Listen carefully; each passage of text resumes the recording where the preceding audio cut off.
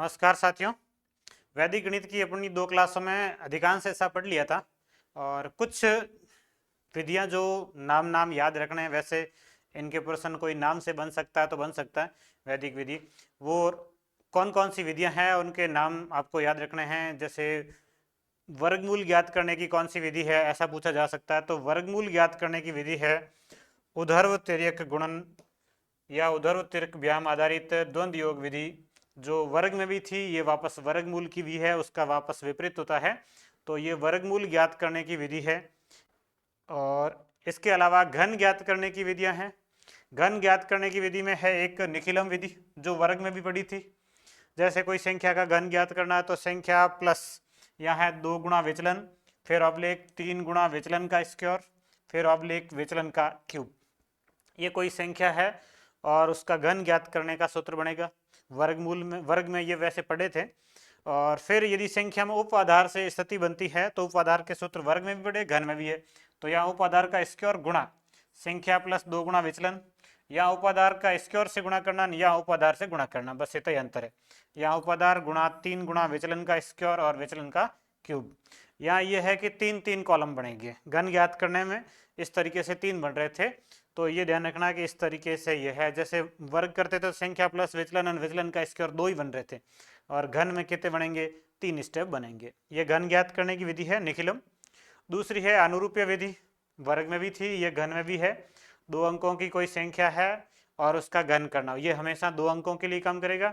तो पहले अंक का घन, फिर ऑब्लिक 3 गुणा पहले अंक का स्क्वायर गुणा दूसरा अंक, फिर 3 गुणा दूसरे अंक का स्क्वायर गुणा पहला अंक, और फिर ये दूसरे अंक का घन।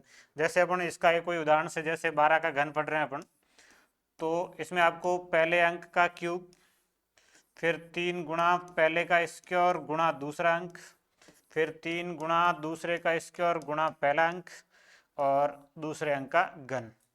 तो एक का घन 1, ये 2 गुणा 3 6, ये 2 का स्क्वायर 4 गुणा 3 12, और ये 2 का क्यूब 8।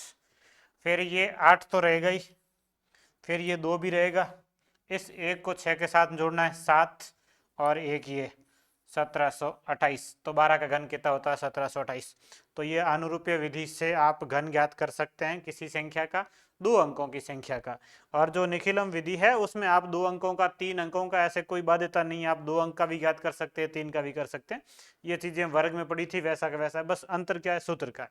बाकी वही आधार उप आधार कैसे लिखना है, 10 100 1000, 10 वाले में एक कॉलम में 1 अंक लिखना है, 100 वाले में एक कॉलम में 2 अंक लिखने हैं, 1000 वाले में 3 अंक लिखने हैं, वो सारी चीजें सेम है, बस सूत्र का अंतर है।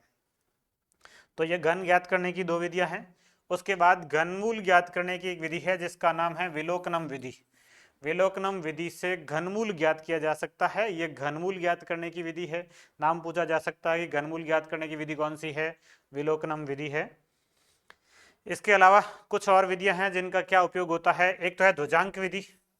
ध्वजांक विधि जो है वो भाग ज्ञात करने की विधि है। भाग करने की विधि कौन सी है, तो ध्वजांक विधि है। एक है सूत्र परावर्त्य योज्यत।